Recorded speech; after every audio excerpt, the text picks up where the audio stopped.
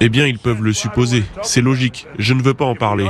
Et si nous en parlons, je ne veux pas vous parler des conversations. C'est trop tôt. Mais je crois que nous faisons des progrès. Nous voulons arrêter la guerre entre l'Ukraine et la Russie. Et je veux l'arrêter simplement parce que je déteste voir tous ces jeunes gens se faire tuer. Les soldats sont tués par centaines de milliers. Est-ce que c'est malin, finalement, de garder le suspense? Parce que Donald Trump répondait à une question précise. Combien de fois a-t-il parlé à Vladimir Poutine ces derniers mois? Il botte un peu en touche, ou en tout cas, il préfère rester flou. C'est plutôt malin de sa part, Catherine? Mais c'est pas la première fois qu'il répond comme ça. Hein. C'est-à-dire qu'à chaque fois, il s'exprime de telle manière qu'on en conclut qu'il a parlé à Vladimir Poutine, mais il ne le dit jamais vraiment, et surtout, il ne le dit pas combien de fois il lui a parlé, parce que, souvenez-vous, dans un des livres qui a fait beaucoup de bruit quand il est sorti aux États-Unis il y a quelques mois, on expliquait qu'il avait parlé 7 fois à Vladimir Poutine pendant la période où il n'était plus à la Maison-Blanche. Donc, en plus, c'est un sujet un peu sensible. Mais évidemment, tout converge vers le fait de penser qu'en effet, il lui a parlé, parce que c'était déjà durant la campagne électorale l'obsession de Donald Trump de dire qu'il allait réussir à mettre un terme à cette guerre, contrairement à Joe Biden. Et son argument, celui qu'il utilise à chaque fois, c'est de dire parce que je veux que ces jeunes gens arrêtent de se faire tuer et que ce sont des morts inutiles. Donc, évidemment, en toute logique, ils se sont parlé, oui. Gallagher, est-ce qu'il bluffe Pour répondre à votre question, il est gêné.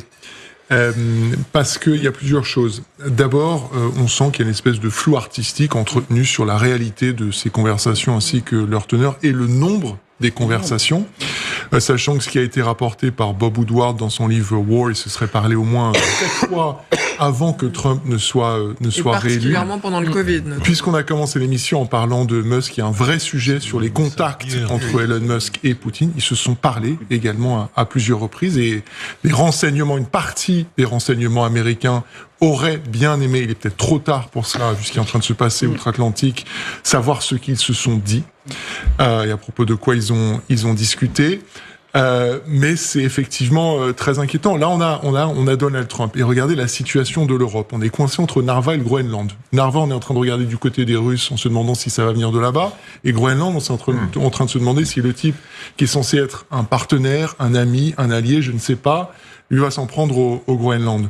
Donc, sur le sujet ukrainien, on va commencer à avoir des vrais moments de vérité. Est-ce qu'il est en train, au fond, le général Yakovlev dit, tout ce qu'il fait, malgré tout, va dans le sens de Vladimir Poutine. Il faut relire ce qu'il disait en décembre, juste après. Il va à Notre-Dame, il fait des sourires à tout le monde, etc. Et juste après, alors il est très dur sur les Russes, mais évidemment très dur sur les Ukrainiens. Quand il parle des 400 000 soldats ukrainiens, il dit que ce sont des pertes vaines, vainement, évidemment. Même ridicule, il a dit. Il a dit ridicule, enfin, dans le mot anglais. C'est évidemment très insultant, ressenti comme très insultant par les Ukrainiens. Complètement, c'est tout à fait vrai. Mais je ne vais pas vous mentir, quand je discute avec certains, je ne vais pas nommer ces personnes, mais des représentants ukrainiens, que ce soit politiques ou diplomatiques, pour l'instant, c'est pas très optimiste, qu'on se dise vraiment les choses. Pour l'instant, les signaux différents envoyés par l'équipe de Donald Trump ne sont pas vraiment bons par rapport à l'Ukraine. Alors certes, on a entendu dès les premiers jours de sa prise de fonction l'histoire des sanctions vis-à-vis de la Russie si elle ne souhaite pas négocier, mais le lendemain, il a insulté Volodymyr Zelensky. En même temps, on a par exemple des initiatives sur le plan des négociations et de la diplomatie. On nous explique que Plan prépare un plan.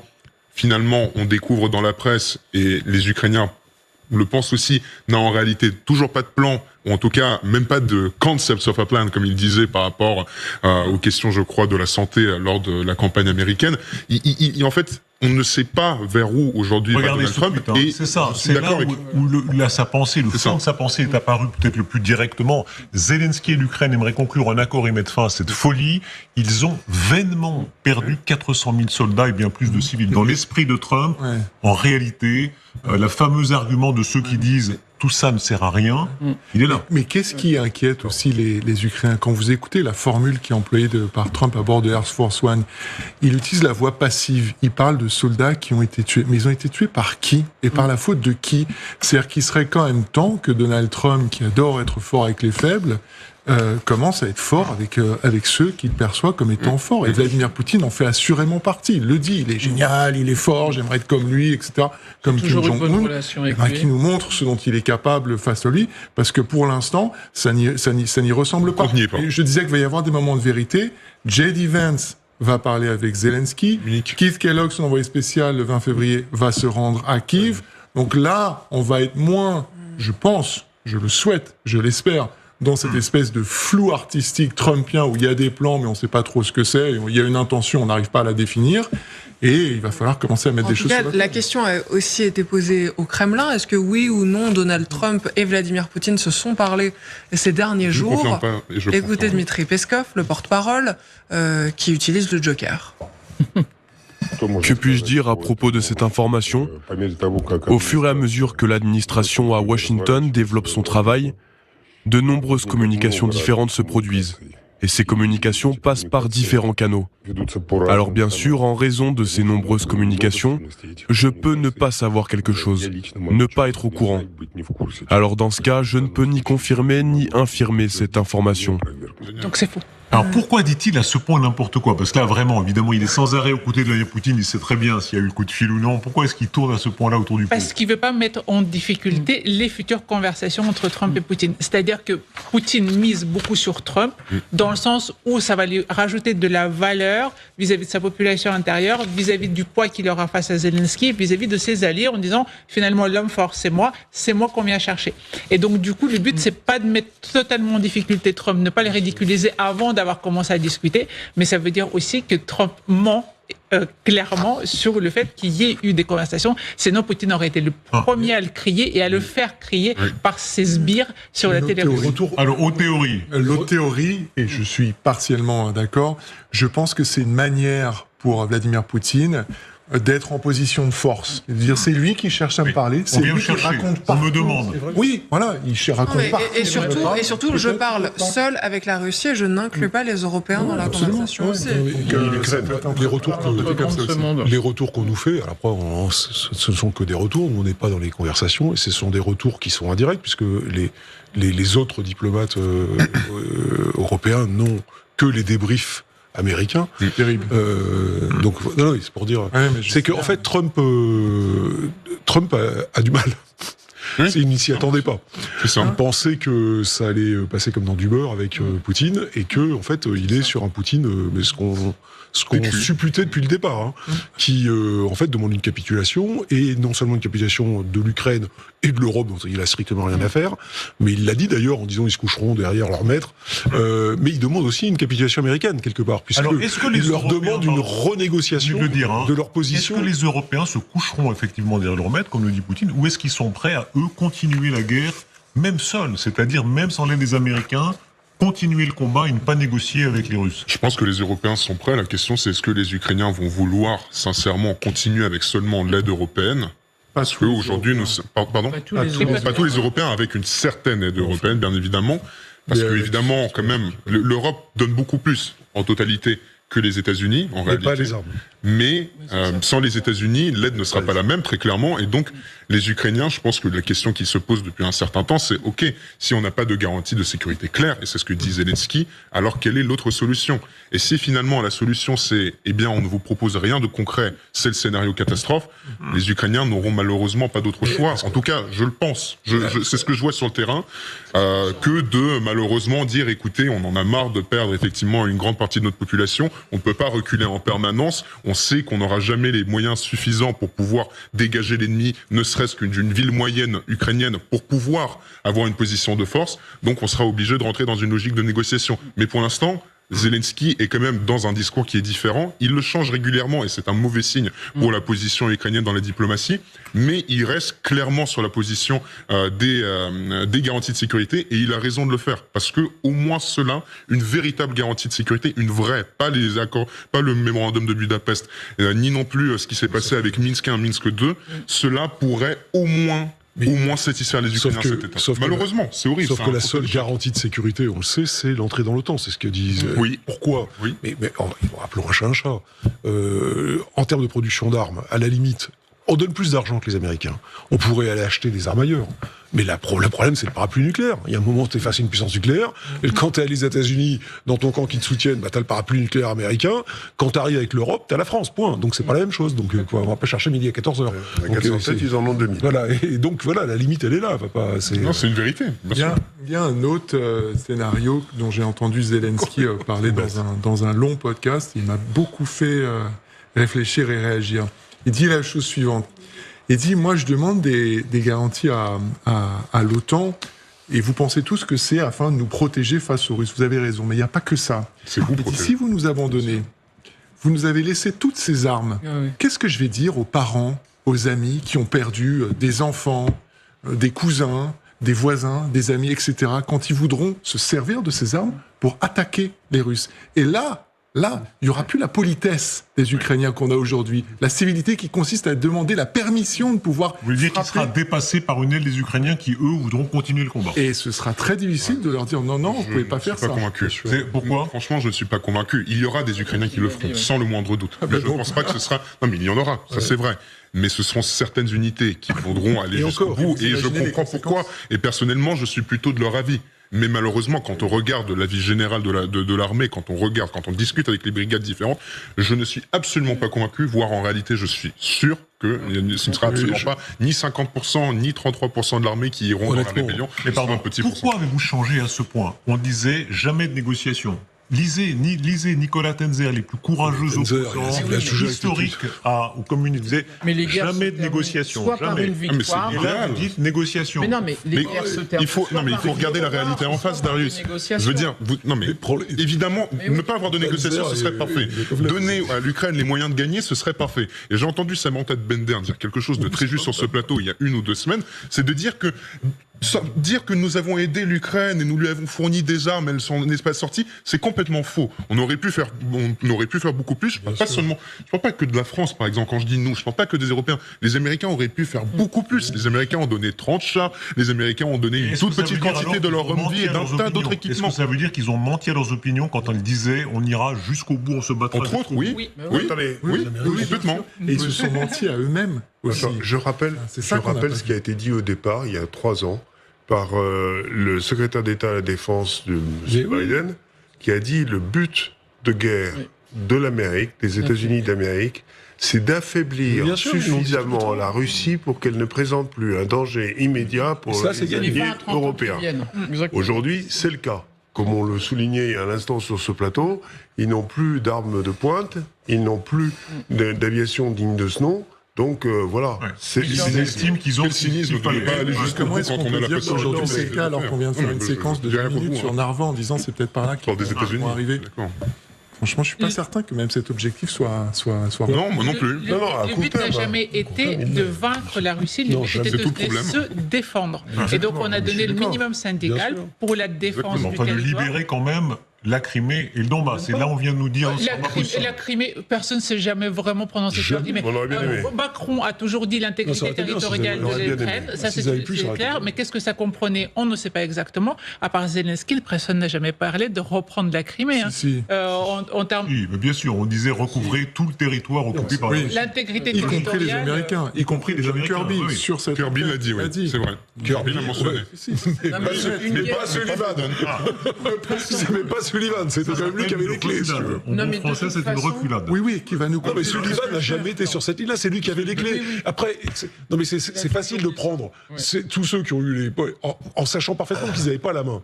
Donc il faut arrêter de faire semblant sur un plateau, de croire que les positions les plus extrémistes des gens dans l'administration, qui étaient ceux qui étaient le plus allants... C'est pas extrémiste, c'est le territoire occupé. Oui, si on veut, j'ai pas de sujet.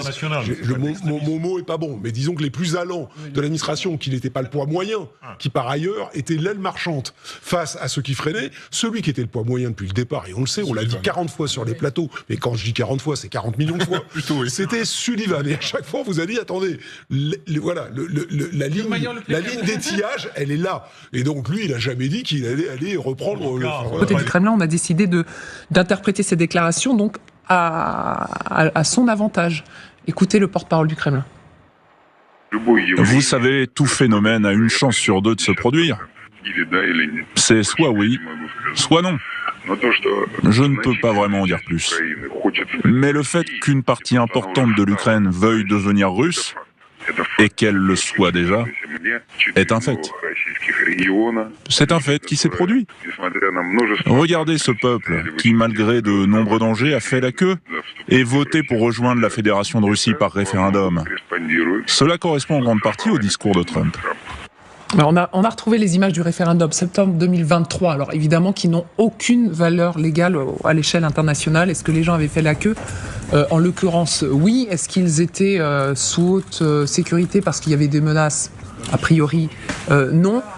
Magali disait, quand on écoutait Dmitri Peskov, finalement ils parlent le même langage, les Russes et Donald Trump. C'est peut-être oui, c'est peut-être non, mais là, effectivement, il va plus loin. Il dit, mais vous l'avez vu avec ces référendums ? Les Ukrainiens, ils ont voulu devenir russes et ils le voudront encore à l'avenir. Oui, c'est ça, c'est le même langage et c'est surtout la même simplification de la complexité géopolitique de ce conflit de la part de Donald Trump ou du régime de Moscou. Là-dessus, ils parlent le même langage. Là, sur les déclarations de Trump d'hier soir, effectivement, on est encore dans le monde de Trump. C'est-à-dire que ce conflit géopolitique entre l'Ukraine et la Russie n'est pas abordé sous l'angle du droit international, sous l'angle des valeurs, sous l'angle des alliances, sous l'angle de la cohérence géopolitique et géostratégique. Non, il est abordé sous l'angle du business. Parce que Trump est un acteur transactionnel. Exactement. Il l'a dit, il veut un retour sur investissement sur l'argent que les États-Unis ont mis pour soutenir l'Ukraine militairement. Bon, alors, oui, pardon Arthur, parce que vous parliez du business, donc on va y aller. Parce qu'il n'y avait pas que cette phrase, effectivement. Est-ce que les Ukrainiens vont devenir russes un jour ou pas ? C'est la suite de la phrase qui est importante. Nous avons dépensé beaucoup d'argent et je veux le récupérer. Je leur ai dit donc aux Ukrainiens, je veux récupérer l'équivalent de 500 milliards de dollars de terres rares. Et les Ukrainiens ont accepté, au moins, nous ne passons pas pour des idiots. Voilà l'objet de la transaction. Voilà, c'est l'objet de la transaction. Et en Ukraine se trouve un tiers des métaux rares et des terres rares dont dispose l'Europe. Et c'est ça qui intéresse Trump aujourd'hui, mais ça pose d'autres questions. Aujourd'hui, ces métaux rares et ces terres rares, elles sont exploitées. Elles sont exploitées par des entreprises qui sont déjà sur place. Donc comment vont faire les Ukrainiens pour dessaisir les entreprises qui sont déjà en train soit d'extraire les métaux, soit d'entretenir ces terres rares? Comment va-t-il faire? Ça pose des multitudes de questions, aussi sur la fiabilité, mais ça c'est une question pour toute l'Europe, sur la fiabilité de l'allié américain. Est-ce que un allié fiable est-il un allié transactionnel? Ça c'est une vraie question pour l'Europe. Ouais, et il va peut-être y avoir un problème de confiance. Sauf que là, ce qu'il laisse entendre sur Fox News hier, c'est que c'est fait, les Ukrainiens ont accepté. Attendez, il faut dire que c'est Zelensky lui-même qui lui a proposé à Trump, qui lui a parlé de ces terres rares en disant... Parce qu'il y a un moment où il a fallu parler le langage de Donald Trump aussi. Et c'est donc Zelensky le premier qui, conseillé notamment par des élus républicains qui lui expliquent un peu comment décrypter et comment convaincre un Donald Trump, dit il faut lui parler business, donc il faut lui parler terres rares, il faut lui parler contrat de reconstruction. Et c'est comme ça que vous obtiendrez en effet le soutien américain. Et lors de cette réunion à New York, un mois avant l'élection, un peu plus d'un mois, c'est un peu ce discours-là déjà qui commence à poindre. Donc après, évidemment, on a aussi un Donald Trump qui s'engouffre dans la brèche. Alors moi, il y a deux choses dans cette citation que vous montriez qui m'interpellent. Il y a 500 milliards. Les Américains, ils ont mis 110 milliards à peu près pour l'Ukraine, entre l'aide militaire et l'aide économique. Donc on voit que 500 milliards, c'est une enveloppe très très large. Voilà, donc pour $1, il en récupère 5 c'est ça. Investis. Et puis alors, il y a cette phrase aussi qui termine « Au moins, nous ne passons pas pour des idiots ». Et alors ça, c'est vraiment la mentalité de Donald Trump, c'est-à-dire cette conviction que les Américains passent pour des imbéciles à force de financer la défense européenne, la défense de l'Ukraine, et qu'ils ne peuvent plus être la vache à lait en permanence, qu'ils ne peuvent pas passer pour des idiots. Ça, c'est vraiment quelque chose qu'on retrouve énormément dans les discours de Donald Trump. Et chez les électeurs de Trump, il y a cette conviction que avec Trump, on va se faire respecter. Ça, c'est vraiment quelque chose qu'on retrouve beaucoup en discutant avec les électeurs MAGA. C'est vraiment Trump, au moins, avec lui, on est pris au sérieux. Et donc, je trouve que dans on retrouve cette idée-là dans au moins on sera pas pris pour des idiots parce que l'argent qu'on a investi, on va le récupérer et on va le récupérer multiplié par 5 en fait. Ouais. Voilà ce que dit Donald Trump. Alors ça, là, en faisant ça sur Fox News hier soir, il fait vraiment de la politique. Il fait de la politique américaine. Plus certainement que de la diplomatie ou même du business. En fait, là, il met la pression sur Zelensky parce qu'il met plus la pression sur Zelensky que sur Poutine. Bah oui. On voit bien, l'Ukraine, elle peut être russe ou elle peut ne pas être russe. Donc, on voit qu'on est vraiment est-ce qu'on peut pousser dans la façon de mettre la pression sur Zelensky. Sur les Ukrainiens. Mais est-ce que réellement, si ça tombe pas en sa faveur, en tout cas lui il estime que ça tombe pas en faveur des Américains, est-ce qu'il pourrait réellement aller jusqu'à livrer l'Ukraine à la Russie ? Est-ce qu'il y aurait des contre-pouvoirs aux États-Unis ? Il y en a qui pourraient l'en empêcher ou pas ? Non, mais c'est toute la question en fait de qu'est-ce qu'il a véritablement dans la tête, parce que dans l'entourage de Trump, il y a à la fois le général Kellogg qui est son conseiller spécial pour l'Ukraine, qui est plus sur une ligne on tient tête à la Russie, et puis on a par exemple le vice-président J.D. Vance qui est à Paris en ce moment et qui va rencontrer Zelensky, et lui qui pendant la campagne disait on arrête tout. On arrête d'être le puits sans fond d'un conflit qui ne nous concerne pas. Donc, quelle va être la ligne, finalement, de Donald Trump ? On a presque l'impression qu'il n'a pas encore complètement tranché et qu'il attend de voir quelles vont être les réactions en face d'un Zelensky et d'un Vladimir Poutine. Mais le vrai problème de Donald Trump en ce moment, c'est plus Poutine. Parce que comment est-ce que, concrètement, il le fait revenir à la table des négociations ? On voit bien que Zelensky, lui, il n'a pas vraiment le choix. Je veux dire, sans l'aide américaine, l'Ukraine ne tiendra pas. En revanche, Poutine, il faut lui proposer manifestement quand même quelque chose pour qu'il revienne à la table et que des négociations, un cessez-le-feu puissent avoir lieu. Et c'est là qu'on ne voit pas encore très bien le ressort. Il parle de nouvelles sanctions sur la Russie, de changer, de pousser Zelensky à organiser une élection présidentielle, tellement on sait que c'est évidemment l'obsession de Vladimir Poutine d'avoir un changement de pouvoir à Kiev. Mais à part ça, on ne voit pas très bien justement quels sont les tenants qui permettent à Trump de ramener Poutine à la table. On va voir si ça peut jouer dans les prochains jours. En attendant, on a voulu savoir comment les Ukrainiens prenaient ces dernières déclarations du président américain. Volodymyr Kogoutiak est en direct avec nous. Bonjour. Vous êtes vice-président du Congrès mondial des Ukrainiens. Comment on prend ces déclarations donc en Ukraine ? En gros, si on les traduit, soit vous devenez russe, soit vous vous soumettez à mes désirs, moi, Donald Trump, quoi. En Ukraine, on le vit d'une façon assez simple, c'est-à-dire qu'on ne pense pas que c'est un président américain ou un président européen ou même le président ukrainien qui va décider un jour que l'Ukraine soit russe ou qu'elle appartienne toujours aux Ukrainiens.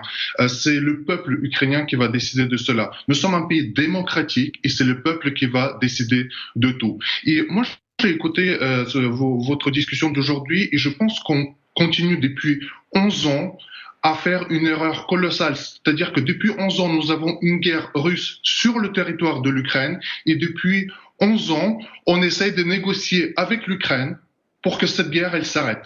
Et on essaie de parler en fait des territoires que l'Ukraine pourrait rendre, on parle de terres rares que l'Ukraine pourrait donner aux États-Unis, et on essaie de voir tout ce qu'on peut négocier avec l'Ukraine pour que la guerre s'arrête.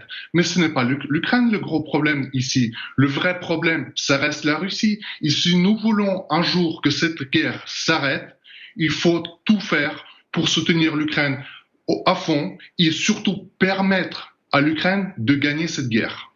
Ouais, c'est intéressant, effectivement, un point de vue sur lequel on va pouvoir débattre. Merci beaucoup, Volodymyr Kogoutiak, d'avoir pris quelques minutes pour nous répondre. C'est ça le problème.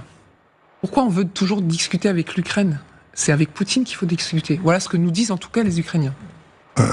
Oui, mais bon, de toute façon, parce que j'ai tout entendu que c'était le peuple ukrainien qui allait décider de l'avenir, de son avenir. Oui, sans aucun doute, sauf qu'à un moment, il y a une limite. La limite, c'est est-ce que je suis capable de m'opposer à la Russie ? Donc, on revient à ce qui a été dit par ce représentant, qu'il faut que les Européens et les Américains, d'une manière implicite, soutiennent la guerre de l'Ukraine contre la Russie pour obtenir finalement un rapport entre les deux qui permette la négociation.